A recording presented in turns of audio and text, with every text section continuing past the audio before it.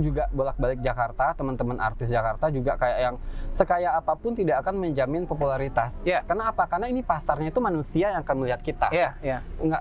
Nggak mungkin kita bayar manusia buat nonton kita. Sedangkan kita butuh uang untuk itu kan. Kita jadi komersil kan, ini entertain komersil ini.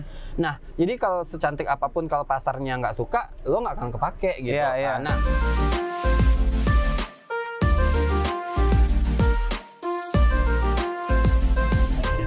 Assalamualaikum warahmatullahi wabarakatuh. Halo teman-teman, balik lagi diceritain bersama saya Boy Chandra. Di episode kali ini saya akan ngobrol sama salah satu anak muda yang beda banget. Di Sumatera Barat, beliau ini satu-satunya kayaknya yang punya manajemen artis yang dikelola secara profesional. Dan kali ini kita akan ngobrol sama Opa Diovano. Halo. halo. Opa. Opa itu artinya apa sih? Abang. Abang ya? Abang Diovano. Nah, jadi ada cerita, saya tahu sebenarnya sama beliau ini tahun 2020 atau 2019 ya? 2019 akhir. Itu rumah produksi yang produksi novel Saya Jadi Film itu cari agensi lah di Padang gitu. Saya pikir waktu itu nggak ada, ternyata ada, mereka nemu namanya Ganevo. Dan beliau ini yang punya Ganevo. Sehat Om Dio? Sehat. Ulang lagi. Harus sehat. Apa kabar? Apa kabar? Baik. Baik. Sekarang kesibukan? Kesibukan banyak. Yang pertama yaitu mengelola agensi pastinya. Terus seperti mencari ilmu baru, kayak yang gimana nih cara untuk supaya dapat ilmu baru terus dikasih ke anak-anak gitu. Jadi banyak kegiatan banyak. Oke. Sebelum kita bahas nanti soal Ganevo, agensinya, manajemen artisnya, saya pengen dengar cerita dulu tentang Opa Dio. Dulunya waktu kecilnya gimana, kok tiba-tiba sekarang punya manajemen artis di Padang lagi kan gitu. Dio asli mana sih sebenarnya? Kalau Dio kampung itu pastinya orang sedikit yang tahu, tapi saya bangga tinggal di situ. Itu di Duku. Nggak tahu ya. Di Pariaman. Ya, di Padang Pariaman. Nah, di Duku itu dekat Kasang. Jadi aku tinggal di Duku dan aku adalah keturunan dari Melayu, suku aku Melayu maksudnya. Terus satu lagi, proses Ganevo itu panjang sebenarnya. Aku dari kecil sudah hobi yang namanya itu berkesenian. Dari TK itu udah nari, udah kegiatan seperti itu dan udah foto-foto gitu. Karena mama aku sering masukin ke sanggar-sanggar waktu kecil. Mama seniman juga? Iya, mama aku tuh salah satu seniman juga. Dia adalah seorang aktris, bisa dibilang pada zamannya itu teater-teater daerah-daerah gitu. Begitu. Terus pemain teater ya? Yes, dan akhirnya itu mengalirlah ke aku kan. Hobi banget yang nama itu berkegiatan seni. Nah, di SD udah iklan Kodak dulu. Iya, jadi film ya? Bukan kayak film kamera. Ya, kamera. Jadi iklan kamera dulu waktu kecil gitu. Itu udah. Terus lanjut dengan kegiatan kayak nari, kayak presenter, terus ngedance gitu. Itu waktu sekolah? Waktu sekolah Ya. Berarti waktu sekolah ini pengaruh awalnya karena diajak mama berkesenian? Atau ikut manggung atau gimana gitu? Awalnya itu pengaruhnya tuh gara-gara TV kayaknya. Karena TV, kan dulu TV itu sangat memberikan hal positif banget. Karena TV dulu itu bagus-bagus, seperti ada kayak Tra Trilili, terus kayak ada Agnes Mo waktu kecil. Jadi terinspirasi dari mereka-mereka itu. Nah, keren juga ya kalau jadi artis gitu. Makanya apapun itu dicoba gitu yang kesenian. Berarti dulu cita-citanya jadi artis? Cita-citanya jadi artis dulu. Pernah ke Jakarta nggak? Ada. Sebelum Ganevo dibikin? Ada. Tahun berapa? Ngapain itu waktu itu? Waktu itu aku ikut audisi, aku sebut namanya itu Ari Tulang. Jadi aku di situ audisi dancernya. Nah, setelah itu aku lolos, aku sampai dikirim ke Medan. Itu audisinya itu di Basko. Terus dikirim ke Medan, terus habis di Medan langsung ke Jakarta. Nah, ternyata aku bukan tipikal orang yang bisa bebas dari masakan Padang. Iya, jadi aku terpengaruh dengan itu. Jadi nggak bisa kurus, balik lagi Padang. Jadi susah makan ya? Susah makan. Sampai sekarang pun kalau pergi ke luar kota atau tempat makanan yang nggak sesuai, aku bakal balik. Apapun aku harus balik gitu. Ya karena gini, kalau misalnya di Pulau Jawa nih, kita makan rumah Padang itu nggak sama. Beda Beda betul gitu. Makanya kalau palingan kalau kita bawa makanan tuh bertahannya tuh 1 minggu paling lama kan. Iya betul. Kalau udah habis dah gue balik gitu. Nggak bisa merantau dong kayak. Emang nggak bisa cinta Padang. Makanya akhirnya bikin manajemen artisnya di Padang. Iya betul. Kalau misalnya bisa masakan luar, berarti bikinnya di Jakarta tetap mungkin Padang. ya. Oh tetap di Padang. Tetap Padang, sayang Padang soalnya. Oke. Ini dulu sekolah di mana? Aku dulu sekolah di SMA INS Kayu Tanam. Oke. Ya, nah karena di situ adalah aku salah satu murid beasiswa. Jadi aku dapat kesempatan di situ, dikasih ilmu di situ karena banyak banget keseniannya berupa teater, musikalisasi puisi, banyak banget di situ. Nah di situ sih awal bener-bener aku yakin aku hidupnya di dunia entertain. Yes, begitu. Main teater berarti dulu ya? Teater ya. Jadi sebenarnya secara basic Opa Dio ini udah melalang buana dulu di industri itu, baru kemudian membangun Ganevo. Iya betul. Jadi tidak ujuk-ujuk, ini bagus nih bikin, tapi enggak. Tahu dulu ya. Karena dari kecil itu sudah jago acting, sampai orang nggak tahu membedakan mana yang acting mana yang benar. Oke. Jadi di SMP pun suka ngajarin adik-adik buat ngedance yuk, ngedance. Terus sampai di SMA akhirnya dapat tempat wadah yang benar-benar bagus. Di situ ketemu sama orang-orang hebat kayak Bang Pandu Birowo, Yudhistira, Bang Bondan. Jadi mereka yang ngajarin acting, terus ngajarin semuanya kayak musikalisasi puisi, sampai kami sempat dikirim ke Jakarta dan juara 1. Oke. Hari bahasa kalau nggak salah. Tapi sekarang acting masih? Masih, karena di Ganevo juga ada kelas acting. Ya maksudnya secara personal? Masih ya? Tapi sekarang lagi beneran nih. Oke. Ya makanya saya nanya dulu nih. Oke.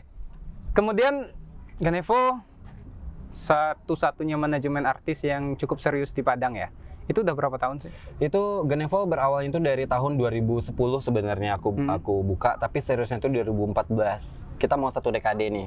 Oke. Jadi karena di Padang itu masih berpikir kalau dunia modeling itu hanya buat cekrek-cekrek selesai. Padahal kalau ditekuni dunia model itu punya sesuatu yang sangat menjanjikan. Ya, karena dunia modeling bagi aku adalah salah satu wadah di mana kita bisa dikenal oleh khalayak ramai. Karena itu adalah satu tempat promosi yang luar biasa bagi aku. Apalagi kita bisa membangun brand image yang bagus. Nah, itu ya tugas aku nih sekarang itu adalah membuat stigma baru kalau dunia entertainment itu ada hal positif. Sebelum kita ke stigma.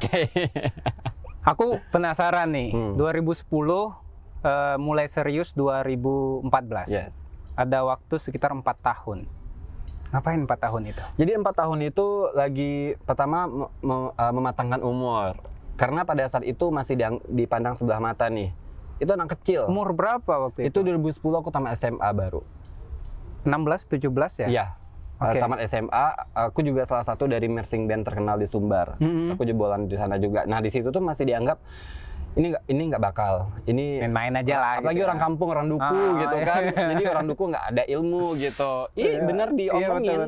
Dengar telinga ini dengar gitu. Mungkin orang yang dengar nonton YouTube ini tahu dia gitu. Nyesel dia sekarang. Dia masih hidup sampai sekarang. Jadi dia bilang ini nggak akan maju. Ini nggak akan bakal dapat tempat gitu. Nah 2010 aku bermain seperti kita berada di hutan, diam-diam tapi bernyawa.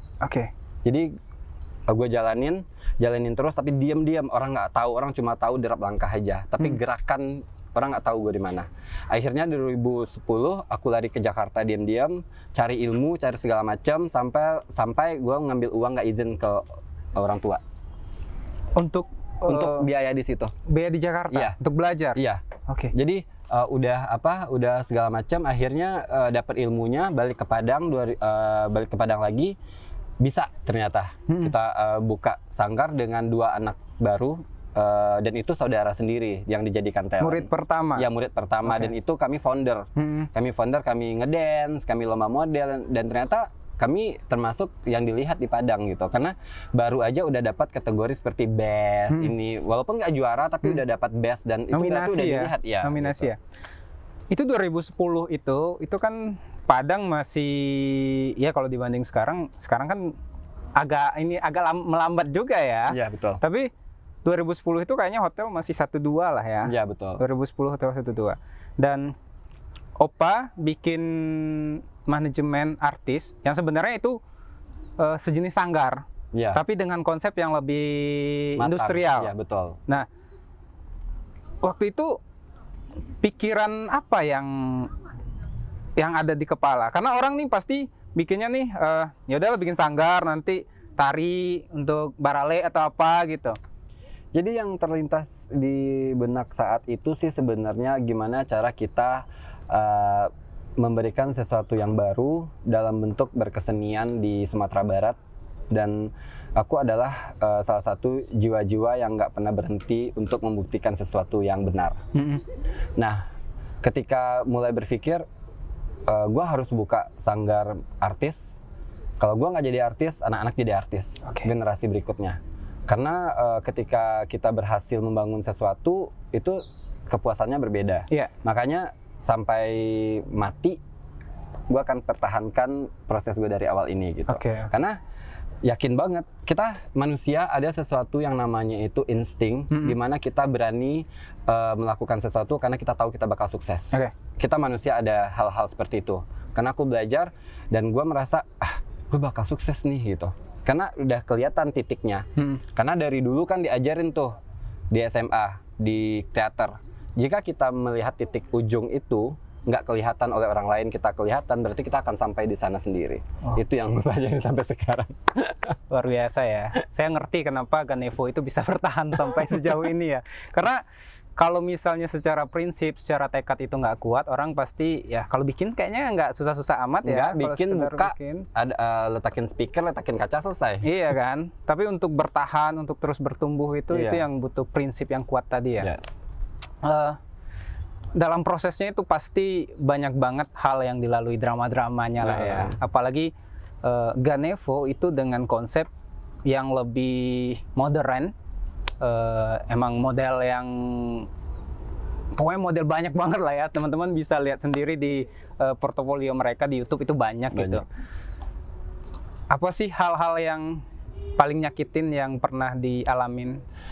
Yang paling nyakitin itu sebenarnya adalah hal yang paling luar biasa. Karena kalau nggak ada yang nyakitin, kita nggak akan ada di sini gitu. Jadi yang paling nyakitin itu adalah kita dianggap tidak akan maju. Karena kita hanya bertekad kayak yang gue bisa, gue maju. Dan orang selalu berpikir yang begini ini kayak yang halu gitu.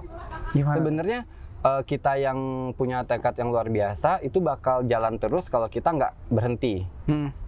Nah, makanya dari sekarang itu aku selalu ngingetin ke adik-adik, segala sesuatu yang kalian anggap mimpi itu akan jadi kenyataan kalau kalian nggak akan berhenti buat jalan terus gitu. Makanya dari dulu aku kayak yang bingung banget, tiba-tiba orang bilang, lu nggak mungkin bisa karena lu gini, karena lu miskin misalnya, lu nggak akan bisa jadi gini. Ternyata bukan ngomongin, tapi ternyata orang-orang sukses itu berawal dari orang yang nggak ada gitu. Itu jadi itu sudah dijanjikan oleh Tuhan, kalau kamu berani jalan dan berani ngejalanin itu dengan benar, dapat apa yang lu inginkan. Kalau kita sungguh-sungguh ya pasti dapat. Makanya nggak ada sih sesuatu yang nggak mungkin di atas dunia ini, karena kita punya kesempatan masing-masing dan gunakan itu. Dan Opa Dio nggak terlalu musingin lah omong-omongan orang itu ya. Kita secara real nih, kita nggak musingin, tapi sebenarnya kalau malam hari kita mikirin. Overthinking. Seniman tuh begitu. Overthinking ya. Aduh, gue diomongin tapi di depan umum tetap ceria gitu. Halo gitu kan. Tapi tetap mikirin malam-malam, tetap mikirin. Ini Ganevo di Padang, kota yang sebenarnya sih masih masih gamang sih menurutku, masih gede enggak, kecil juga udah lewat gitu, kayak masih bimbang-bimbang gitu. Secara bisnis juga pasti persaingannya masih sangat ini ya, mungkin nggak sehat lah gitu, nggak sehat gitu. Gimana Opa Dio mensiasati itu? Apa aja nih kejadian di lapangan? Banyak banget kejadian di lapangan. Di setiap tempat selalu beda cerita. Nah, kalau aku setelah 5 tahun ke depan, Ganevo itu aku bangun sekarang itu dengan lapang dada. Karena aku yakin kalau aku lawan hal-hal buruk itu dengan hal buruk, bakal hancur. Tapi aku lawan dengan trik yang berbeda, orang akan malu sendiri menghadapi aku berikutnya gitu. Jadi kalau ada sesuatu yang kurang cocok di Ganevo, yang aku lakukan adalah mundur dari perhelatan tersebut. oh berarti gue nggak cocok, gue pergi gitu. Gitu bukan aja. Marketnya gitu ya? Bukan marketnya. Jadi sekarang Ganevo itu cari marketnya. Ya aku nggak perlu lagi yang kayak yang ayo gabung Ganevo yuk, nggak akan. Ganevo nggak akan begitu. Tapi Ganevo akan memberikan hal-hal yang bagus di portofolio Instagram, di YouTube, di segala macam tempat, dan orang akan tahu pasarnya. Berarti pasar aku cocoknya ini nih gitu. Lebih kepada menorehkan prestasi lah ya. Betul. Drama-drama yang menghambat nggak itu usah. Palingan drama-drama itu sih 1 kali, 2 kali, 4 kali mereka akan bosan sendiri kok. Iya. Drama itu selagi lo masih nafas, dramanya masih akan ada. Karena episode berakhir kan ketika udah kiamat. Dan kalau kita naik dengan drama, kita akan sensasi kayak gitu, permusuhan kayak gitu. Kita akan cari permusuhan yang lain untuk naik lagi. Tapi kalau kita dengan prestasi, kita cari prestasi lagi untuk naik lagi. Nah itu tuh sebenarnya kan Dio juga pernah dengar salah satu podcast yang keren banget. Jadi kita kan ada jalan hidup itu 2, jalan benar, jalan salah. Jadi kenapa kita nggak harus jalan benar aja? Kenapa kita harus jalan salah gitu? Nah itu tuh selalu Dio ingat nih. Walaupun kata orang, lo munafik loh, yang tahu gue munafik kan cuma Tuhan. Emangnya gue pernah nyakitin lo gitu. Jadi yang kayak begitu tuh nggak usah didengerin, cukup udah dengerin udah hilang gitu. Itu sebenarnya sih urusan personal sama kerjaan. Makanya ya. Kalau nggak bisa digabung lah ya. Tapi kebanyakan orang kan suka gabung-gabungin semuanya sekarang, biar kelihatan kita itu kayak beban mental mikirinnya. Orang selalu sekarang bukan dengan cara merusak kita dengan membunuh, tapi dengan mental kita sekarang. Dunia mental sekarang kayaknya. Kita menghajar dengan mental gitu. Ntar mundur sendiri ya. Drop. Tapi dia salah kalau dia melawan Dio dengan mental, dia salah karena saya pejuang udah terlatih, tangguh gitu. Oke, kita ngomongin Ganevo nih. Ganevo itu, jadi kalau misalnya ada rumah produksi dari Jakarta mau bikin produksian di Padang, apakah film atau dan yang lain-lainnya, mereka sekarang itu pasti nyarinya Ganevo lah ya. Karena secara talent itu udah siap banget. Udah siap banget. Dan urusannya juga lebih mudah gitu. Karena udah profesional lah untuk kerjasama semacam itu. Nah, di Ganevo sendiri ini ada apa sih sebenarnya? Maksudnya bidangnya apa, fokusnya apa gitu? Di Ganevo itu banyak banget, itu all about entertain. Itu ada singer, ada dancer, ada aktor, ada juga modeling pastinya, dan banyak hal. Banyak hal ada di Ganevo karena kami punya kelas. Setiap hari itu ada kelas. Karena semua orang itu harus multi talent. Kenapa begitu? Karena hidup di dunia entertain kita nggak hanya bisa acting sampai mati, acting jangan.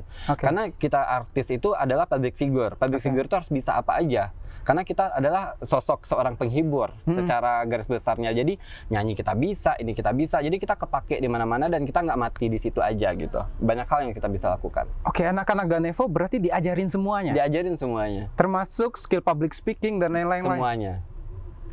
Keren ya. Nih Ganevo nih yang saya perhatikan dari anak-anak sampai dewasa ada.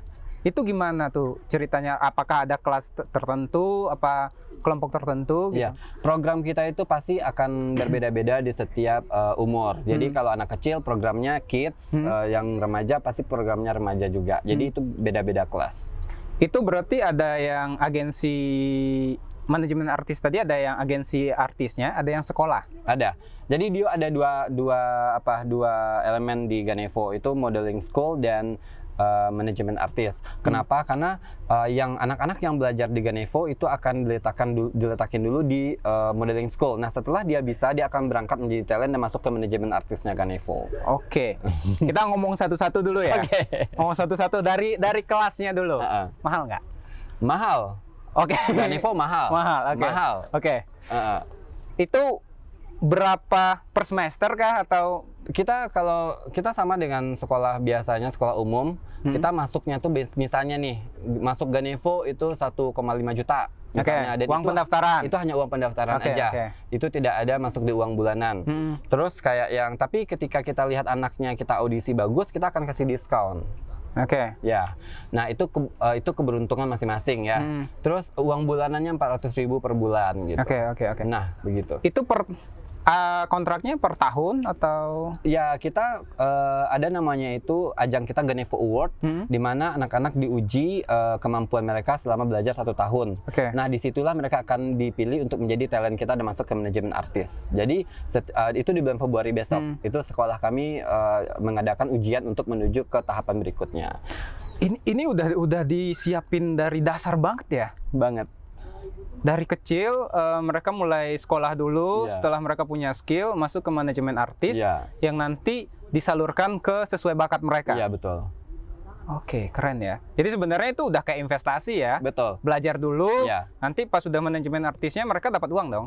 Iya dong. Iya dong kan. Iya dong, ya. pasti. Pasti dicariin kerjaan lah gitu pasti. ya. Oke, ini udah kayak sekolah sebenarnya. Iya. Itu kerennya Ganevo. Iya ya.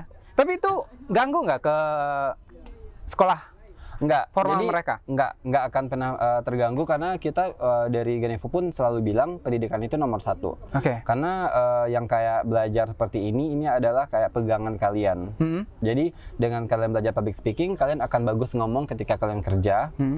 Jadi di Ganevo ini nggak harus jadi artis. Karena semua pembelajaran ini kita gunakan untuk kehidupan kita sehari juga. Skill dasar lah ya. Skill dasar itu emang ada, harus ngomong harus bisa. Terus kita harus bisa mengajak orang untuk bagaimana dengan kita, sosial kita. Jadi segala sesuatunya tuh pasti dibutuhkan. Oke. Kalau misalnya nih, kan ada yang tadi yang dari anak-anak ya? Iya. Kalau ada yang pengen bergabung pas sudah remaja aja atau dewasa aja, itu bisa juga? Semua umur. Oh, bisa juga? Bisa juga. Nggak harus dari kecil gitu ya? Nggak harus kecil. Misalnya nih ada nih, mereka kan nggak bisa jadi nggak tahu dari kecil kan? Udah gede nih baru tertarik dunia modeling misalnya. Ada begitu. Itu banyak. bisa juga? Banyak begitu. Kita kan ada 2 session, jadi bisa masuk gabung, waktu dia kecil juga boleh, yang remaja juga boleh, tapi batasan Ganevo itu umurnya 30 tahun. Oke. Talentnya umur 30 tahun ya? Karena aku tidak mau ngajar orang di atas umur aku. Kenapa? Karena pernah dulu ngajar, dia tuh kayak diajarin tapi dia lebih tahu gitu. Oke. Trauma.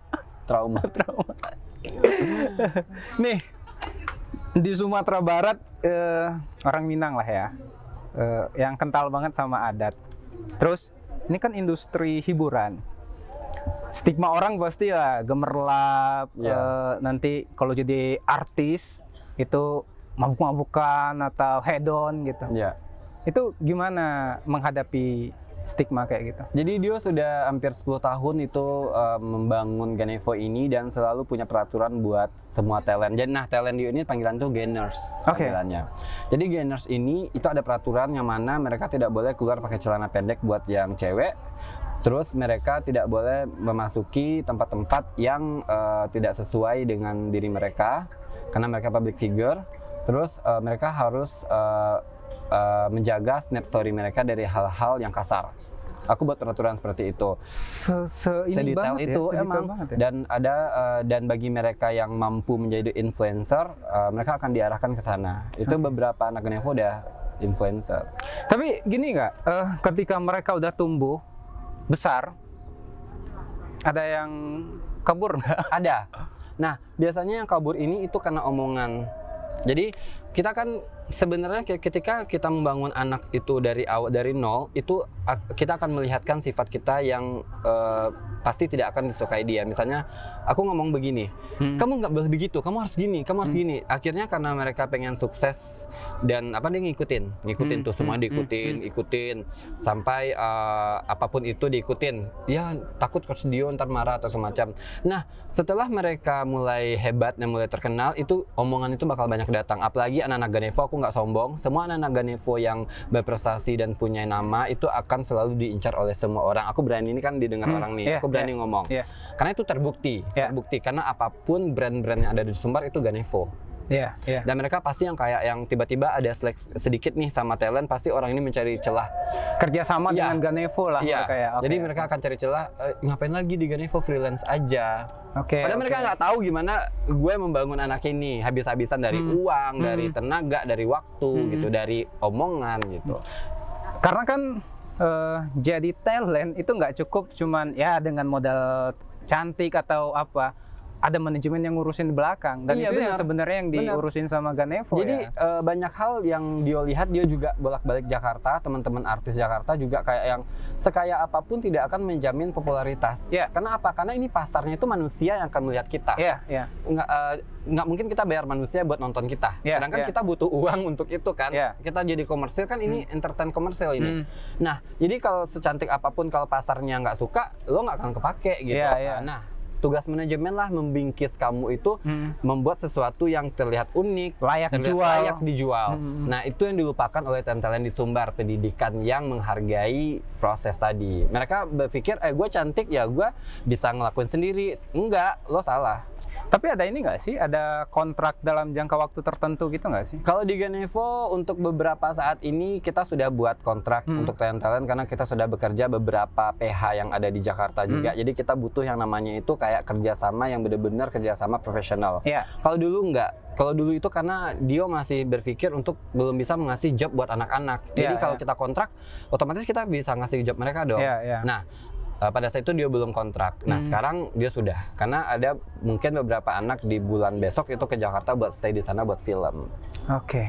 Karena kalau misalnya nggak ada kontrak kayak tadi, mereka bisa kabur gitu aja ya. Walaupun tuh secara etika sebenarnya jelek banget. Nggak profesional. Tapi kita kembali lagi yang namanya itu karma. Itu emang ada loh. Saya sehebat apapun mereka keluar dari Ganevo, tapi suatu saat mereka akan menyesali sendiri. Karmanya itu dalam bentuk perasaan mereka. Itu star syndrome nggak sih? Star syndrome. Sebenarnya itu star syndrome, tapi dibungkus dengan drama queen. Sambil minum ya. Dia. Aduh. Karena gini ya, orang kalau misalnya nggak terbiasa dapat spotlight, nggak terbiasa jadi pusat perhatian, tiba-tiba jadi pusat perhatian langsung star syndrome. Iya benar, itu benar. Nah, tapi sebenarnya kalau di Ganevo ini kejadiannya itu ya seperti dimana banyak pihak-pihak yang juga kurang support atau yang bermasalah dengan Ganevo itu pasti ada. Kita hidup di dunia ini pasti ada. Jadi yang kayak begitu tuh akan menjadi dampak buruk juga buat talent Ganevo, karena ketika ada satu Ganevo yang bermasalah itu bakal banyak yang bakal ngedeketin ini talent gitu. Banyak yang begitu. Gimana sih Opa Dio memandang iklim industri kreatif di Sumbar? Kalau Dio melihatnya itu kayak seperti masih harus Dionya mempelajarinya lagi lebih dalam, karena banyak hal-hal yang tak terduga. Contoh misalnya kayak yang senioritas, terus omong-omongan, masih banyak hal-hal begitu. Tapi jujur industri Padang itu para senior itu cukup bagus mempertahankan dunia seninya, modelingnya itu cukup bagus banget. Cuman ada beberapa pihak yang masih pakai otak otak yang kayak yang otak picik lah ya, yang nggak mampu bersaing, jelekin gitu. Yang begitu Karena gini ya, sebenarnya di industri kreatif itu senior yang harus kita hormati lah. Harus dihormati. Tapi di lapangan, di eksekusi tetap kualitas nomor satu. Iya. Kelayakan. Jadi yang hal-hal begitu itu sebenarnya yang harus dibaca oleh beberapa orang-orang hebat yang ada di Sumbar ini. Kelayakan itu penting karena ketika dalam sebuah pertunjukan, ketika kata layak sudah membungkus acara tersebut, itu akan menjadi penampilan yang luar biasa. Iya. Kan kadang ada juga, padahal ini nggak bagus nih catwalknya. Tapi karena gue kenal lu, gue dekat lu, gue bawa lu. Kalau saya istilahnya itu seniman kawanden. Karena kawanden jadi diajak gitu. Ya, jadi hal kayak gitu. Jadi dan satu lagi ada beberapa orang yang suka membawa hal pribadi ke dalam pekerjaan seperti misalnya bahasa Minangnya Pak Jatuh kayak gitu mah. Jangan lah. Padahal itu nggak ada hubungannya dengan prestasi gue gitu. Itu kan sifat gue manusia loh. Gitu. Yang kayak gitu masih dibawa-bawa gitu. Jadi masih ada ketidakdewasaan dalam berproses ya. Harusnya kan kalau kita sesama seniman, aku seniman komersil ya. Aku juga sih. Jadi kayak yang harus benar-benar kita saling support. Iya, iya. Walaupun kita tetap bersaing mencari celah rezeki kita, tapi kita support itu tetap harus ada. Karena ketika support udah ada, kita kayak yang iri-irian tuh udah sedikit hilang-hilang gitu. Iya, pasti. Sebenarnya kan yang kita butuhkan itu membangun iklimnya yang sehat dan adil. Suasana suhunya ketika kita mulai berkumpul, suhunya enak nggak ya? Gitu. Nah, kadang kan kita kalau udah nggak enak tuh, aduh gimana? Sehingga kita kelihatan memberi jarak jadinya kan, karena lo nggak terima gue sebenarnya gitu, gue juga harus punya tembok juga dong, gue nggak takut gitu, gitu sih sebenarnya. Masih banyak yang begitu. Terus kayak yang apa? Kayaknya ini kesempatan gue ngomong deh, kalau gue ngomong aja. Jadi banyak yang kayak yang ngebongkar hal-hal buruk zaman dulunya diangkat lagi untuk menjatuhkan karena ini lagi tenar nih, diangkat lagi lah masalahnya semuanya. Masa lalu ya? Iya, tapi hebatnya sekarang ibu-ibu yang di Padang tuh cerdas-cerdas. Jadi mereka yang itu masa lalunya, anak gue dibangunnya bagus gitu, nggak ada masalah gitu. Jadi yang manusia-manusia begini nih, tapi karena gue tipikal orang yang nggak suka bertengkar, gue tuh cuma kalau bertengkar tuh ngomong, lu ngapain kok gituin gue, lu ngapain gue gitu. Nah setelah itu gue udah nggak benci, kalau dia nyapa gue sapa balik. Sebenarnya kan setiap orang itu pasti bakal berubah. Iya pasti berubah. Anggaplah hari ini nih kita jahat atau berdosa lah gitu. 5 tahun lagi bisa jadi kita udah sangat baik dan dosa hari ini nggak harus dibawa ke 5 tahun lagi gitu. Gimana ya? Sebenarnya gini, kita satu hal yang harus diingat dalam kata-kata dosa. Hanya orang yang tidak pernah berbuat dosa yang boleh ngejudge orang lain. Nggak ada orang yang nggak pernah. Makanya gue bilangin, makanya lo diam gitu. Gitu kan sebenarnya. Jadi kalau lo berdosa, lo diam gitu. Udah deh, lo diam duduk aja udah gitu. Udah lah, urus ini masing-masing aja lah ya.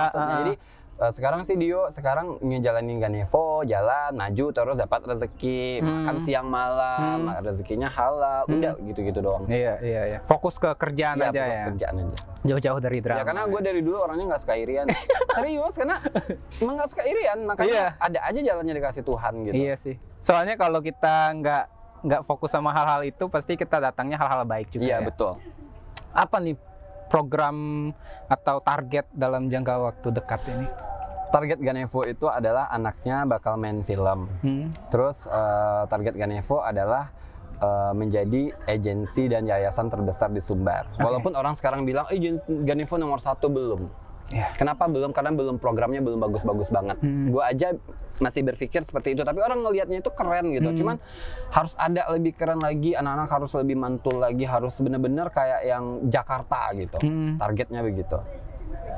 Ini kayak ini ya, kalau di Korea itu mereka kalau pengen bikin talent itu bisa belasan tahun kan? Sampai mereka dibangun dari umur misalnya 13 tahun, mereka bakal di karantina itu sampai mereka benar-benar bagus dan keren. Kalau nggak bagus dipulangin. Emang begitu, emang dunia entertain itu begitu. Dan Evo arah ke sana juga? Iya, maunya begitu. Karena jujur anak-anak Padang itu bagus-bagus.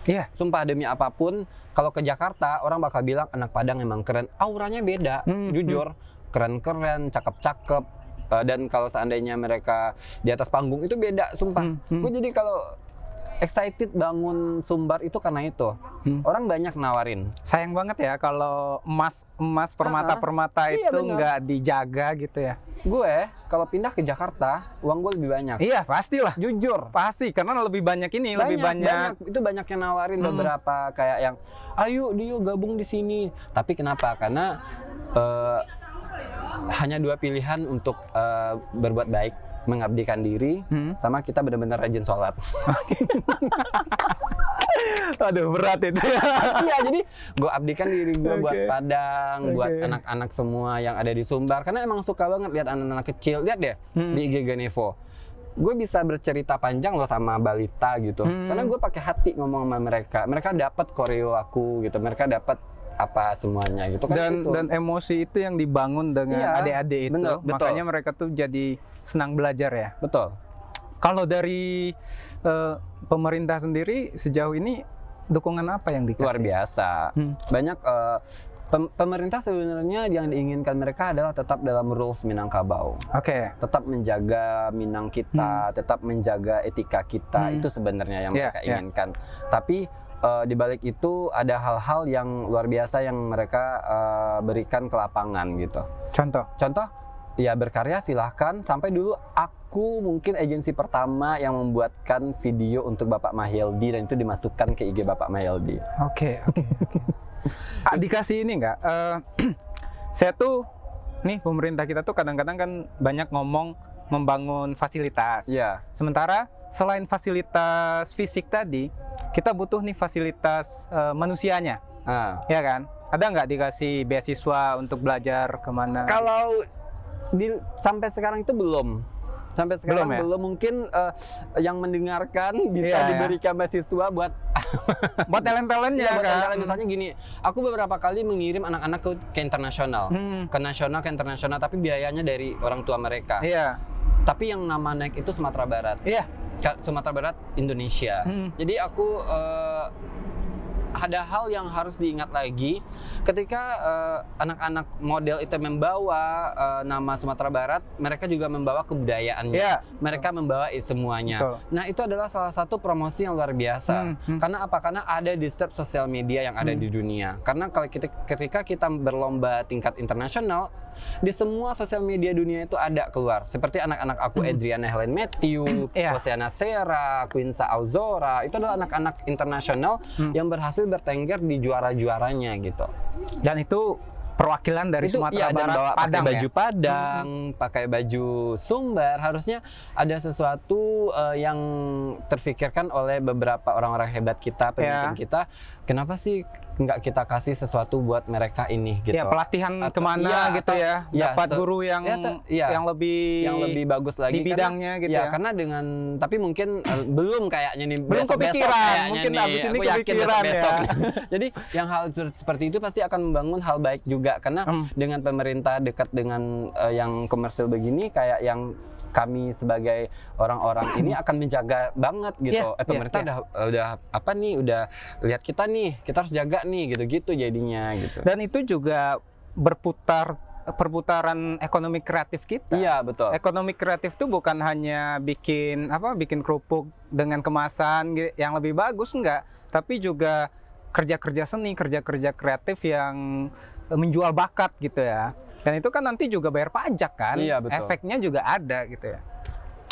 Oke, Om Dio, apalagi yang mau disampaikan? Yang aku sampaikan itu dari Ganevo pastinya buat semua yang dengerin, apapun yang stigma tentang dunia komersil entertain itu tidaklah seperti yang difikirkan buruk. Atau yang dibilang bebas. Sebenarnya ketika kita menjadi public figure yang benar, itu akan terbangun sebuah public figure yang bagus. Karena apa? Karena kita beretika dan juga kita punya wawasan. Nah, Ganevo jawaban buat anak-anak yang menjadi public figure yang beretika dan berwawasan. Oke. Makasih Opa. Nanti kita ngobrol lagi di project-project berikutnya. Amin. Makasih udah mau ngobrol di episode kali ini. Sukses untuk Ganevo. Amin. Jadi agensi yang bisa bersaing di nasional dan internasional, berdampak baik untuk kesenian kita. Amin. Makasih ya.